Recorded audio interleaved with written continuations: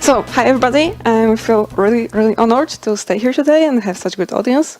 I fall in love in Kiev totally after last 2 nights, so yeah, I'm really happy. And I can share my knowledge and my opinion about the flexibility, how it defines us, how different people and different approaches describe this flexibility, so kind of attitude. But first, let me introduce myself a little bit. Yes, I'm a Marta Dettlaff, and I'm a concept artist at CD Projekt Red in Team Krakow, and I was working on such titles like The Witcher 3 Wild Hunt, both expansions packs, Hearts of Stone and Blood and Wine. I was also participating in creation of the Gwent, the Witcher card game, and currently I'm working on Cyberpunk 2077. However, I'm not going to talk particularly about one of those projects, because I want to touch something more general, but I think it's still very important in every artist's life, which is flexibility. And what does it mean in concept art? What does it mean for me, for myself? And what really defines us as a flexible artist? And you can say, okay, it's kind of obvious thing. Being a flexible artist means that you have to be able to draw both characters and environments, maybe some vehicle designs, monster designs, etc. But it's not the key of the problem, believe me. Because if you're working in studio, no, it doesn't matter, it's a huge AAA studio or indie one or something between. You will work with different people, with different teams, and they will require from you those different kind of approaches.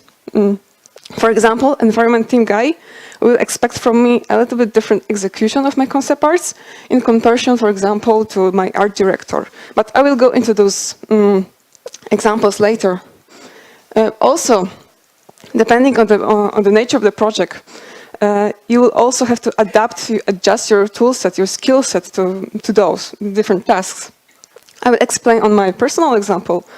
When I was hired by the CD Projekt Red, they were working on the Witcher 3 Wild Hunt, yeah? And I started as a junior, but still.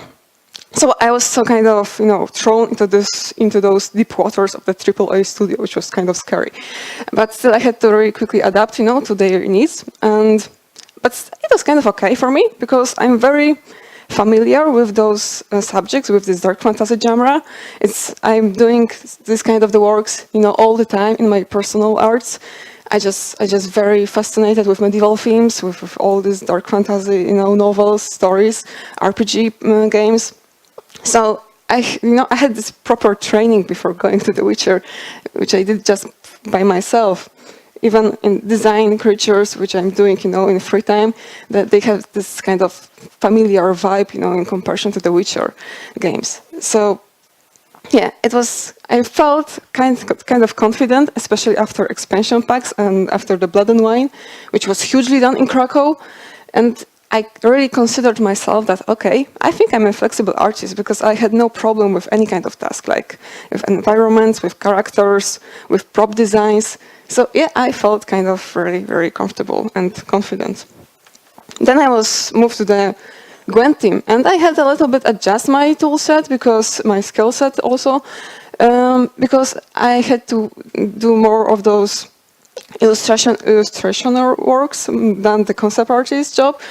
But it was kind of okay because it was also very familiar to me because this time I just was drawing and painting my favorite characters from the Witcher saga, but this time in dynamic and cool poses. Yeah? So it just was pure fun for me, especially this guy, which was making poop in the morning. But okay, it's my achievement unlocked.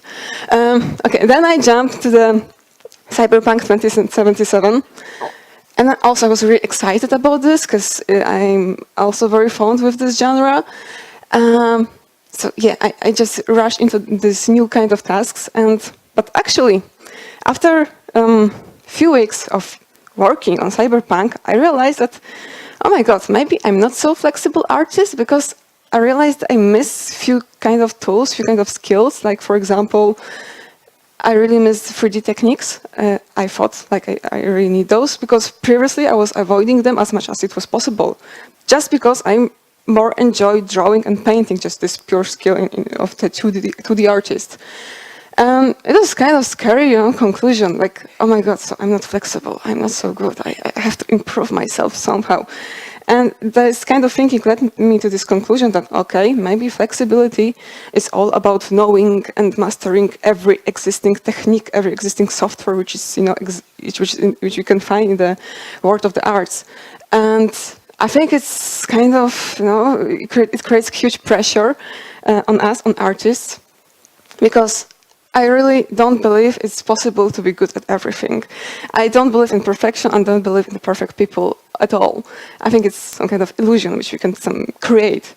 But especially if day has only 24 hours, it's really hard to find this time to develop yourself, because we spend at least 8 hours in office, 7-8 hours for sleeping, maybe a few hours for everyday chores. We want to spend time with our families, with our friends, pets. We want to find some inspiration because we are artists, so we need to maybe want to travel around or go to the cinema or watch some kind of film, read a book. Also, we are the gamers. We really enjoy playing games, so it's also some kind of time-consuming. So, in fact, if we can well manage our time, we maybe have this 1 or 2 hours every day to practice, maybe per week. It really depends. So if you can think about this, it's really not too much. Like, I know there are some kind of those genius guys like Mozart, Elon Musk or Einstein, and you can find the absolutely impressive, amazing day schedules on internet where they can just sleep for a few hours and have a short break for the meal, and they just working. But as I said, I don't believe in perfection. I don't believe in perfect people, and I try to be a little bit more realistic, So, if you finally can find this 1 or 2 hours for practicing every day, and I guess it would be kind of precious time for us, I think most of us will ask ourselves, what would we learn, during this time? Like, when I'm talking with my friends, with my colleagues from studio and other concept artists, they struggle often with the same dilemma, like between what they would like to learn and what they should learn, or what they think that people expect from them to know. And I think it's also some kind of the creating pressure on our situation, which is, I think it's not good because I think it's actually killing our creativity. And also, we live in this kind of strange times when in social media, every day we are just bombarded with thousands of absolutely brilliant pictures from those genius guys, which seems like they can handle any kind of the subject, any kind of technique. And we really, comparing, ourselves to them. And we're just so afraid sometimes to even, touch the paper and pen because we think that we never catch up. I know a lot of, very talented artists, and they really just stop to draw, for their own pleasure, for the, just for the joy of drawing, because they are so scared that they will never catch up in comparison to those brilliant guys. And I think it's very, toxic thing, for us, for artists. That's why I really tried to rethink this kind of definition. I tried to find another way, another approach, that maybe being flexible doesn't mean that we have to, have to be able to master any kind of technique, in the world, any kind of the software. And believe me or not, but I think I have this. I find this another way. And right now I'm thinking that flexibility is all about knowing and mastering elements and principles of art and design. I will explain you why I'm thinking like this, but first just go through these definitions of elements of art and principles of design. I guess that most of you know them very well, but just to set this presentation in proper context, let's talk about them. Elements of art are all those blocks, all those components which you use to build your picture. So this seems kind of obvious, like we have shapes and forms which are defining our objects. We have lines, which are those very simple paths, in one dimension between 2 points, but you can do magic with them, like just by changing direction of it, thickness, etc. We have colors, also kind of obvious. We have values, which are this range between lightness and darkness. We also have space, which is not only about feeling of the depth in our picture, but also how we manage our space of our artwork. Like we have those words like negative and positive space. Also, we have a texture, which is the feeling of the quality of the surfaces.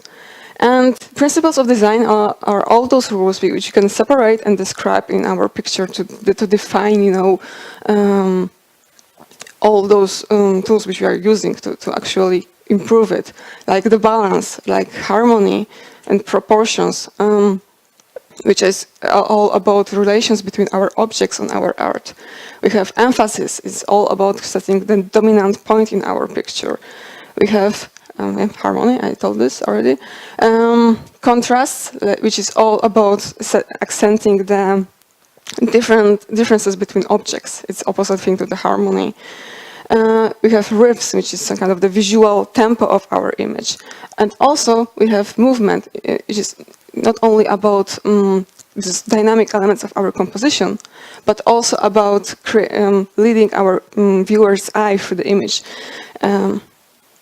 So yeah, now you can ask me why flexibility is all about those principles and elements of art. And I have a few very good reasons for it. First of all, principles support every existing technique. So it doesn't matter you're sculpting in clay or in ZBrush, or you making painting on canvas or in Photoshop. You're a comic book artist or you're a 2D artist, animator. You will always use them. There's no escape from principles. Also, principles can help you go around some techniques. Because, as I said, sometimes you just don't have time, for example, to master some kind of some techniques, to learn some kind of softwares. Sometimes, maybe in your company, you wouldn't be able to use some certain softwares because they, for example, they can't buy this license for it, and this can be kind of, it can really destroy your workflow if you just too much stuck to one particular technique, but if you just know those basic skills of painting and drawing, and you can use those elements of art and you use those principles, you can really just go around those different techniques and just, for example, draw something with simple shapes. It's really, the most basic language in our arts. Another thing, principles will never get old. So learning them never will be a waste of time. Just look on all those old masters, they will mastering those principles all the time. Current masters do the same thing. And I don't expect any kind of revolution in that matter in the future.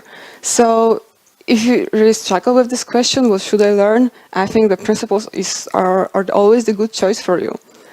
And last but not least, in my opinion, drawing is the most basic and important visual language in any kind of visual industry. So it doesn't matter you work in game dev or you're making concept arts for films or maybe for animations.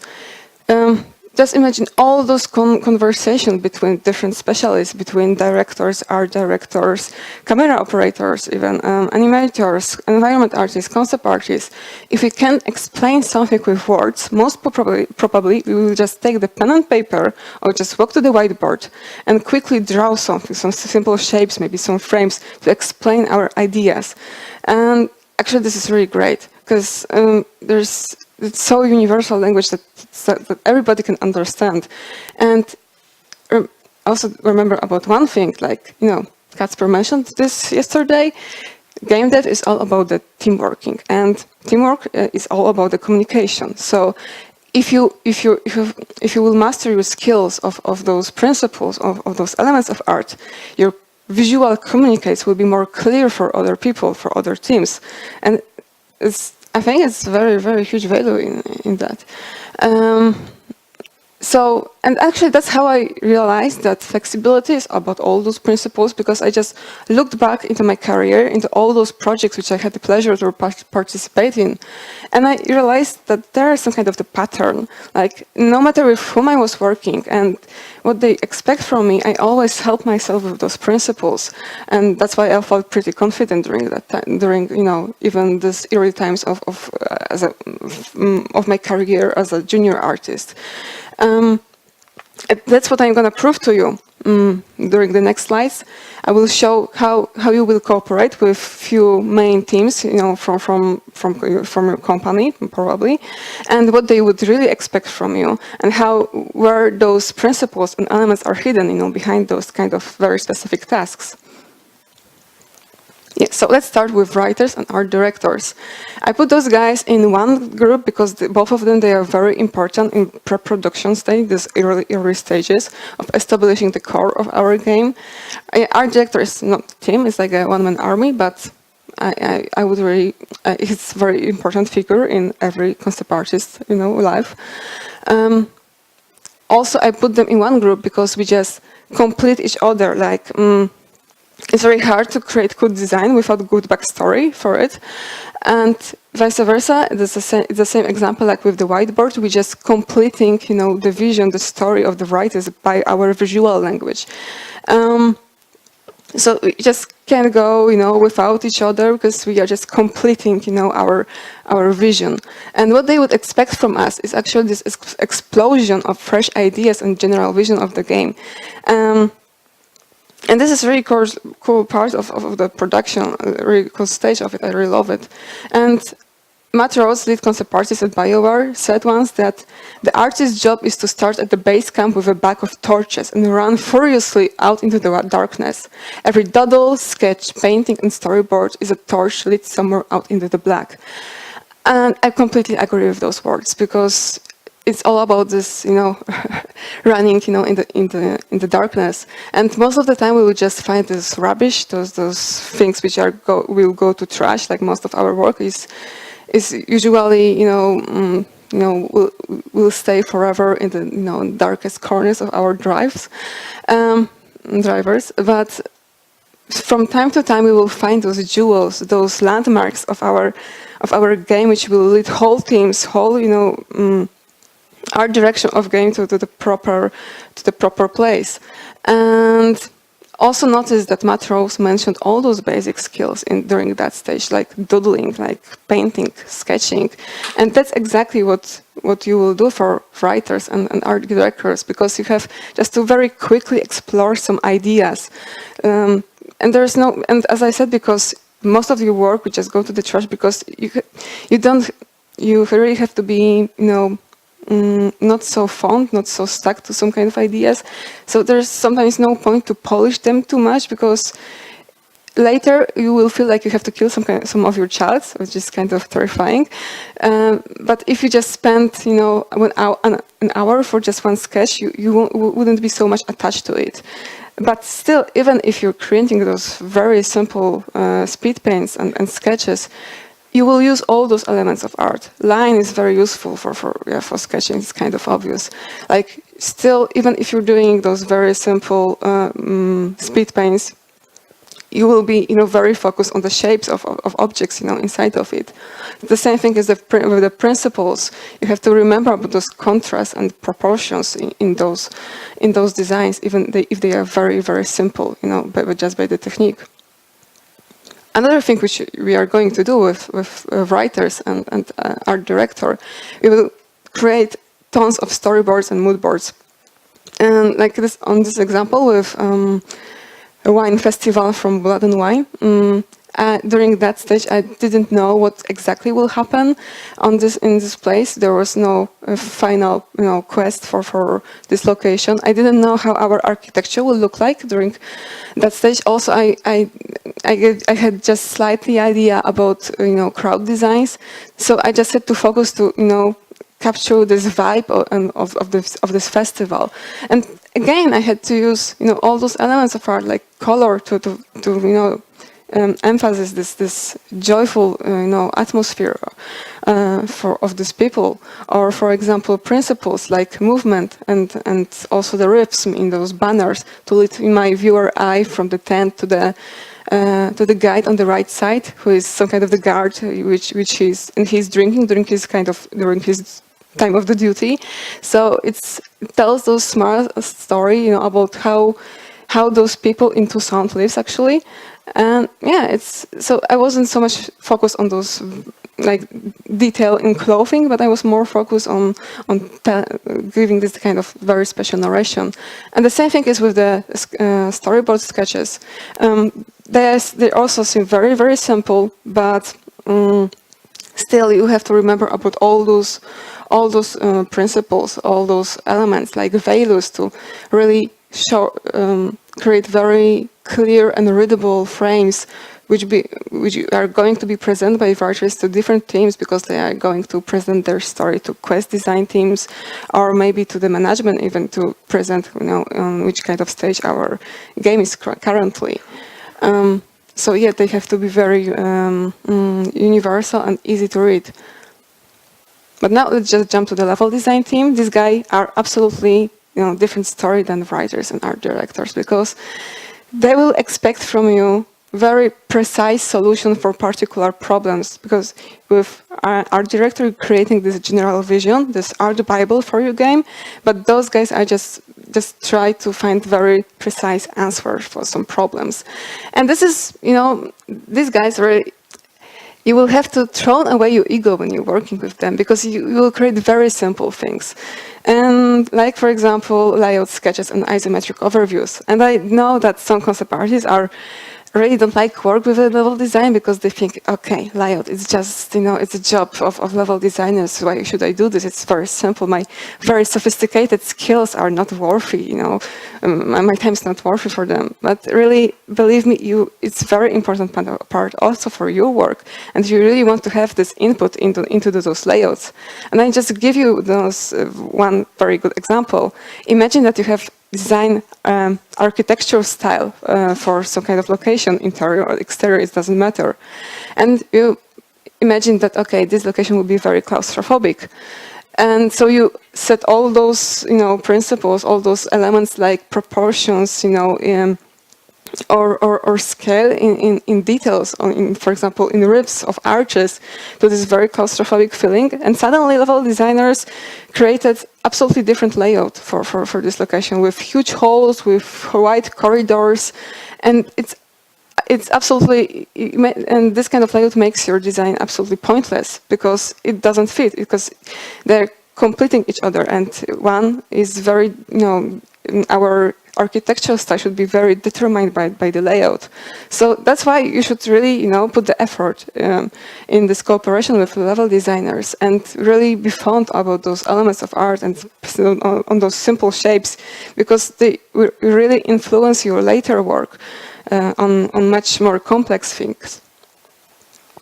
Another thing which you are going to create with cooperation with level designers are just very quick overpaints. Again, it's not time to create eye-picking, candies. It's all about searching for solution.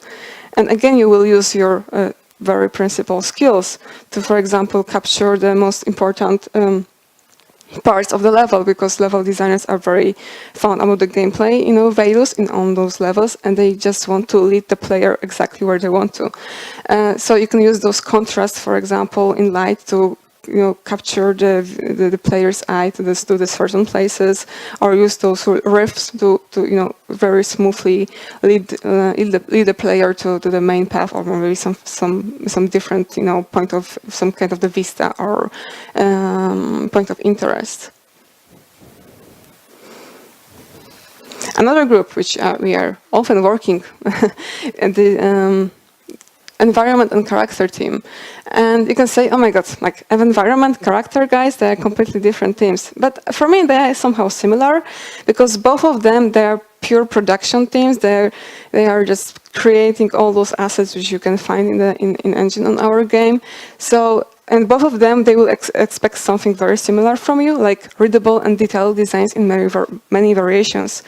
And that's what you usually can find in portfolios of artists, those very, polished, final, perfect designs. And this just creates some kind of misconception, but no, first thing first. One of the tasks which you are going to do for these guys are those unique designs of for example, of my characters, NPCs, specific class location, and quest items. So those are very, very important, and they need a little bit more time from you because they have to be rememberable.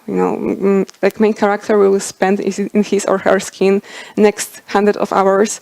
Our NPCs will be our enemies and friends, and it would be worth it to actually remember them a few hours after the quitting the game. Same thing with the quest locations, like for example places for final boss battles, and quest items, which be like this sculpture for one of the quests from Blood and Wine, when we try to find the stolen balls of this guy. So they have to be really, really characteristic and unique. And I know that many artists make this kind of a mistake because they think, okay, environment guys or character guys, they will expect from me this final polished design. So they really quickly rush into those final stages of the work. They think, okay, I have this very cool photo bash pack from some kind of medieval festival, so I just quickly, just mix those elements and they will be very cool, but they are actually not, because they've skipped this very important stage of setting, those principles, those very important elements like finding the shapes and silhouettes of the characters, the most important key, parts of their personality. And it can be kind of, not very pleasant situation when you put a lot of effort into this final design, but because you just skip this part of just sketching, of looking for those essentials, those foundations for the character. I believe it can be kind of disappointed because some artists are too much focused on wrapping their concepts with this, cool final look, but they're forgetting about the essence, about the substance of the design. And that's why I'm really try to find enough time to just look properly which kind of shapes I'm looking for precise characters on environments, which is really describing them, their true nature. And I show those different variations from the first stages of my work to the environment, to the character team, because I really interested in their opinion, because they have this 3D imagination much better developed than I. And and after we will find some kind of the conclusion, like which good compromise for each team, then I start to go into the details. So it really saves your time. It's not a waste of time to find this foundation. And this character is very interesting case because he was one of the first iteration of one of the main villains from Blood and Wine expansion pack, and he was the main Dettlaff vampire. And with his first iteration from writers, which I get, he was a very manipulative guy, very sneaky. He was a very social label, but a little bit aggressive person. And that's what I really try to find in his silhouette, because silhouettes are not only about the cool visuals, but they are also about this part of the narration. And suddenly, writers they realized that this kind of personality, it doesn't fit our quest, our main story. So they decided to absolutely change this guy. So we had two options. Like I could just adjust those old designs, which were almost ready, to the new personality of the character, or just redraw him. And happily, we just redraw him. And I think it's also was kind of the saving of the time, because if I will give those old design like a little bit adjusted to his new personality, I think we will realize this sooner or later, that he's not fitting, the brief of this character, and it will be wasted not only of my time, but the time of the character artist. So because we really tried to rethink this idea of this character, we had this chance to avoid any kind of the mistakes. And you can see like how much he changed. Like right now, you can see that he's some kind of introverted guy, very stubborn, and close for any kind of the relations. And I really couldn't imagine how the previous design could be adjusted to this new kind of the personality. And after establishing those foundation of this character, I could go completely into the details, into his attributes, like this brush. I also noticed this kind of very common mistake in concept artists' works, that they think that attribute will say everything about the character, so they are so much focus on those attributes, on those very characteristic items of this character, that they're forgetting about this substance, about those very basic shapes. But let's jump to another type of tasks, which are going to do for those guys. And these are all repetitive designs of crowds and architecture styles, for example, or props and asset designs. They are a little bit different because to not break the immersion in the game, we really have to care about making this illusion that every character or every element in game which you can find is very individual. But just by projection, it's impossible to achieve. So we have to make some kind of tricks.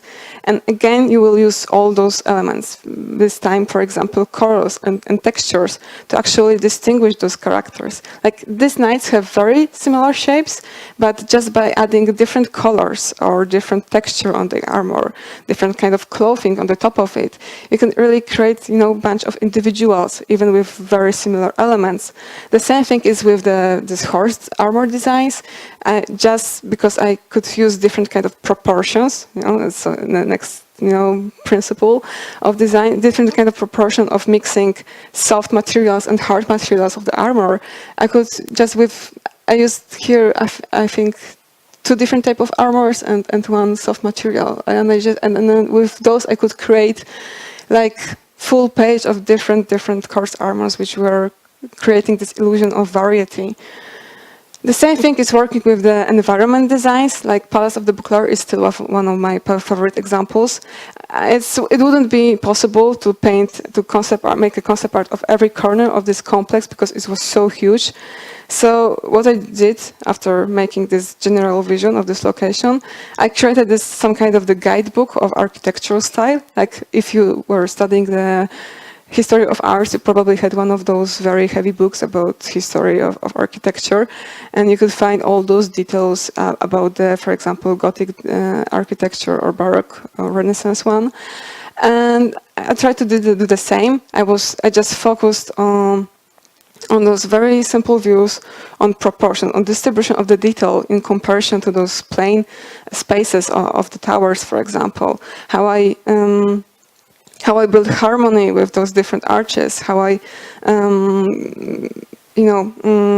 make related different, kind of shapes of objects, and proportions, how they work with each other.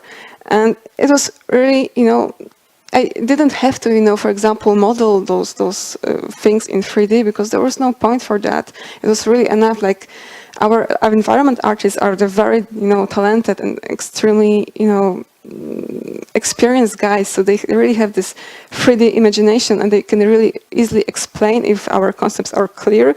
They can really easily, translate them into these 3D models. And if they don't know something, I can just use my very elemental skills of quick sketching, for example, to create, for example, side view of this balcony. But still, really, you don't have to make this perfect concepts, by the technique and using those fancy techniques to get the satisfying result for the environment team. And it doesn't matter if you're creating the whole palace or old stable or maybe futuristic design. You will always have to be focused on those very principal things, like creating rifts, like creating finding this harmony, or finding this contrast. If you want to capture more attention to the certain places. So yeah, and another thing, remember, because also character and environment artists, as you can guess, they're also an artist. And I was kind of surprised when I talked with a few of them. Like, some of them really prefer to have those simple 2D drawings and paintings because they really love to have this place for their own interpretation. Like, if they will get this, for example, concept made just in 3D, there's actually no space for them to a little bit adjust, our concepts to the rules. and some of them felt pretty uncomfortable with those kind of approach. But as I said in the beginning, I felt a little bit lost during the first weeks of working on Cyberpunk, because I couldn't find myself, with these new kind of challenges. Like sci-fi designs are full of the hard surfaces, yeah, and we have this some kind of very stereotypical thinking that okay, hard surface, so I have to make my concept, in 3D software, and now Blender, 3D Code, Modo, because we just seeing the similar things in internet, in other people's portfolios, so we think that there's only one good approach, but there isn't. The same thing, for example, is with the organic designs. People think, okay, if I'm doing this kind of things, maybe if I'm doing a panorama of the city, I have to use Photobash. No, you don't have to. If you know those foundations, those basic elements, those principles of design, you can really easily, find your own approach. And that's why, for example, I really love works of old masters like Sid Mead. He's absolutely the god and father of concept art. He created all those designs for Alien, for Blade Runner, for Tron, and much more films. And he didn't, need any kind of those sophisticated tools. He just had the pen and paper. And they are really great and they're timeless, not because, he had a great tool, but because he just had all this knowledge in his head about those principles. And now I think it's more about the adjusting to, like, it's more about, knowing the subject. Like, I think even if I have no idea, for example, about the card designs, I can easily recognize those principles, inside those designs, like how he managed how he, for example, contrasted the noisy elements in this car on the upper right with, and how he contrasts them with the plain space of the glass, and how he used this harmony, rules of the harmony, how he used the proportion inside of them. So they are really, really, really beautiful, and I can really appreciate it even if I have no idea about car designs. And I think it's and it is really, really, nice perspective for me, because I started to make some kind of experiments. Like recently, we had some kind of the challenge inside our concept art team. We decided to make flash and metal study, but with one rule, which was not using any kind of, 3D softwares or Photobash or other techniques. We was only allowed to use pure painting skills. So I came up with this idea of some kind of a medieval version of Akira demon with this thingy beast, behind the night. And when I started to design this creature, I realized that, oh my God, I would kill for this possibility of using this Photobash technique, because I really love the coincidental part of the Photobash, and I just could take all those photos of dead animals and corpses and just smash them into this image. I will probably get something cool, but I just wasn't allowed to use them. So, but I found another way. I just prepared my own library of different, very quick studies of dead animals and corpses, and then just photobash them, not photobash, but just paint bash them, into my design, and it really helped me, to. I was really satisfied with the final result, and when I showed, I really was happy that I found another way to go around this Photobash technique. And when I showed this to my colleagues, they said, "Oh, that's very cool, but this is a guy called Sparf. He's very famous for his sci-fi concept art designs. He did the same, actually, so I haven't discovered nothing new, but still I was very happy that I came up to this idea just by myself. It was very, very valuable experience for me. So I think we can jump to the conclusions. You can see principles are everywhere, no matter with whom you're working, and how complex your concepts are going to be, you will still use those principles. And they really give you this freedom of choosing the technique, the tool, and that's why being flexible is really great, because you're not stuck with one technique. You can really do anything what you want if you know those bases. Other thing, in the same time, remember about your weak spots, because and always try to find another way, like how to fill them, how to, fill this gap if you knowledge. But if you know these principles again, it won't be a problem for you. Next thing, experiment and have fun, because we are the creative people. Our job is to, stay creative all the time, find new ideas, the fresh ones.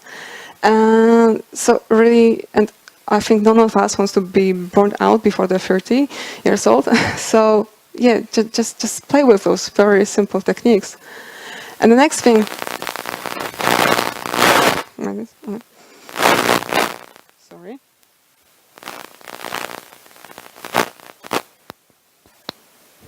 Okay. Okay. And the last thing, really remember, you don't have to be great in everything.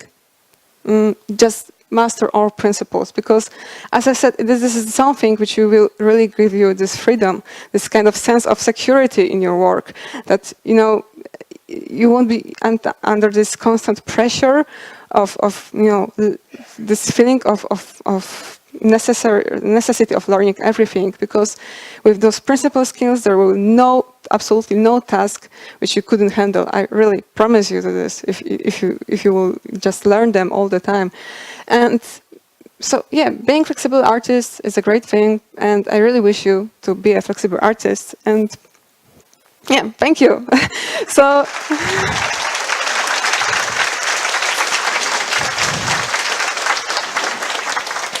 if you have any questions, I would love to answer them. I don't know how many. We have announced that Marta will give for the best question a little gift. Yeah. So be prepared and ask a question. Okay. Micro, maybe? Hello? Okay. Don't use 3D anyway. Sometimes I'm using this, but if I really can avoid this, I just don't use it. Like, even with hard surfaces, I try to make this old school designs like CDMate, and sometimes they're really enough. Really. But sometimes it's easier to use 3D and you slowly approach to that way. I think it's very personal, thing. Like, I know some artists feel really confident with their 3D techniques, but I think they are some kind of limiting me, because I think I really like this freedom of sketching, because I feel that I can really quickly, erase something, just doodle over it, and I'm not so much stuck into this very technical parts. I just can purely focus on the designs, and that's my personal, preparation. Okay, I have another question, if I can, about a concept about your working. Who can critique you? Who critiques work of concept artists, and from who you accept that critique? Everybody can critique, and I can listen to any kind of technique. I really love to gather any kind of the opinion from different guys, from different teams. But obviously the last word has always the art director, so I can listen for some kind of the feedback from, for example, from any kind of the artist, but I don't have to follow it. Like, it's just a suggestion for me. But still, if I get some very precise feedback from the art director, I have to follow this as much as possible, because it's my job. Yeah, I think it helps. Thank you for the great speech. It's pretty motivational, I think, for all of us. And I have a question about how you choose when to use all the principles, and in a one given time you don't use all them at one time, and how you decide on what to concentrate on. So now you concentrate on good silhouette and line, and then you concentrate on proportions and value. So how you decide when to use the exact principle? Well, I think we use of those principles all the time, but I just highlighted the most important one for the certain subjects. So yeah, if I will create the character design, like these shapes will be the most important for me. But like I said, for example, in creating layouts or those overpaints on the levels from on blockers from engine, I will be more focused on, for example, on the rifts, because like of all those, for example, architecture stuff, it's more about those proportions and this relation between sizes of different elements, and they were more important, for example, than in creating designs of the assets for the small objects. So yeah, it's like I use all of them, but it's some kind of, for me, it's some kind of the obvious subjects which really demands for me use some certain places. I think the architecture styles are the very good example, because they are very technique one, and you can really easily describe what defines some kind of the architectural style, like what kind of the rifts or what kind of the distribution of detail and shapes is are defining them. So this is the same thing like the principles. I don't know. I hope this was helpful.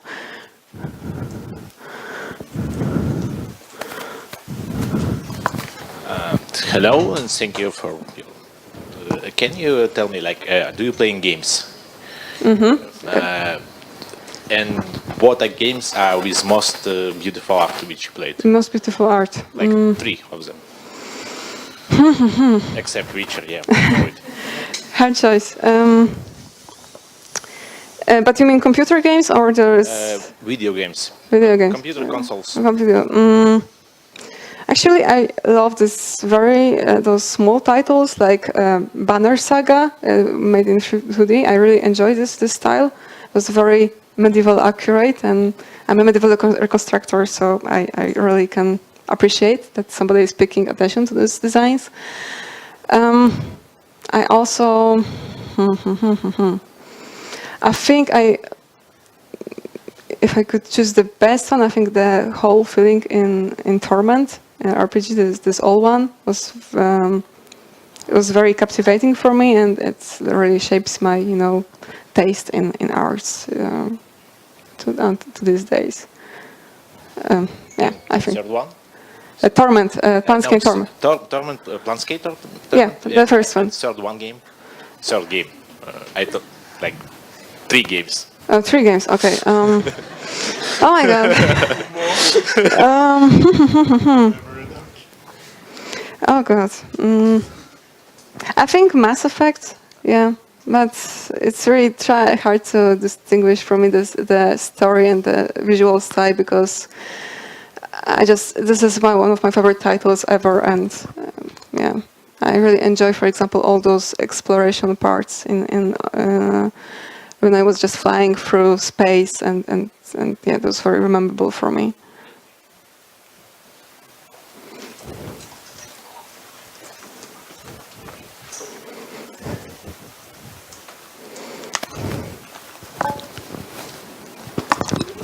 Hi, thanks for the speech. It was really inspiring. I have this question. So, how can you find balance on this path of self-improvement between like practicing and maybe reading literature? So, where to start? How to how to go through this path of improvement and stuff? Well, I have one rule: when I'm just tired with drawing, I start to draw everything which is in my safe zone, in my comfort zone, because I really hate this idea of this. I really don't like this. All coaching speaks about going out of your comfort zone, because sometimes you really need this just to feel confident, to just find again this joy of drawing and painting, and being challenged all the time can be really exhausting, and it's this whole drawing thing, it starts to be a chore for you,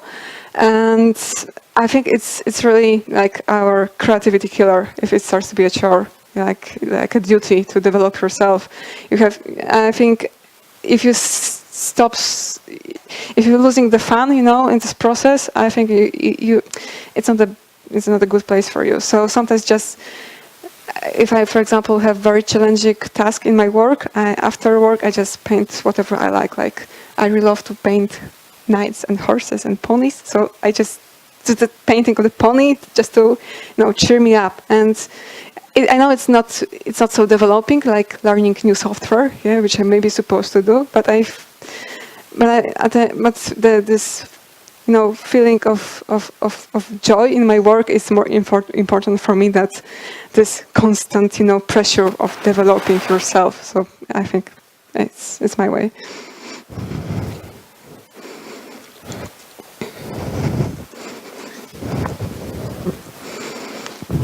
Hello.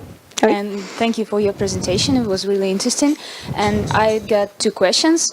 The first, if you don't mind, how old are you? 27. Yeah. Great. It means I've still got time to develop some art in myself. Great. And the second question is, can you give an advice about some maybe exercises to develop the sense of these points you talked about? Because I understand that you just gotta think about what you're drawing, but maybe you think it's better to draw more still life or redraw some paintings of other artists. Maybe there's some approach that you found for yourself that's better. Okay. Personally, I really love to use traditional techniques. Like I remember when I was studying, I had 1 year of classes of painting, and they were kind of very like artsy one. My professor was a really huge fan of abstract, paintings.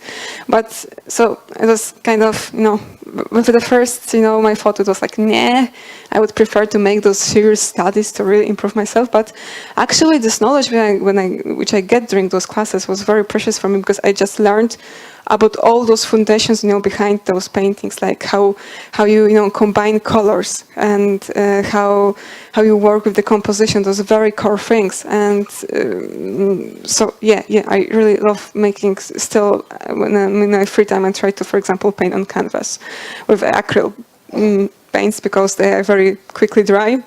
So I don't have this time to constantly, changing something, Like I also love use inks, because they are some kind of the unforgiving tools. There is no Ctrl Z when you're using them. You can also erase them like a pencil. So it's really forcing me to really think about what I'm doing. And so I think the subject is less important. Like sometimes, like if you just talk with each other, you can just quickly doodle something because you just make this practice, this some kind of attitude to really just make it this memory training for your hand. And that's what I could recommend for you. Okay, thank you. That was a really good advice. Thank you. Thank you for speech. And the question is, you talk about the multitasking, multi-direction ways, approaches for junior artists. And looking in your experience, what your advices or maybe opinion, what level of multitasking for junior artists for start should be? I think they should do anything, everything. Like maybe creating the design of the Geralt for junior would be kind of the, huge pressure for him or her. But I think they shouldn't be closing for some kind of specialization, because if you are a junior, you really have this time to make mistakes. Like when you're a senior, everybody expects from you, and they have good reasons for you to just provide your concept as fast as possible and with the best quality possible. But if you're a junior, I think you have this, everybody understands that you can, needs a little bit more time, that you will make some kind of mistakes. So I think it's a great time to actually practice, like during your work time. So I wouldn't restrict myself. I was very happy that I was getting all those very different tasks. Like, because at the beginning I also thought, okay, I want to be just a specialist in characters. but there was but I had no choice. I just had to do those environments, and I think that's really was very, very, tough school for me. But still, I think the effort was worthy, and I really recommend this multitasking, being a multitasking person. Okay, thank you.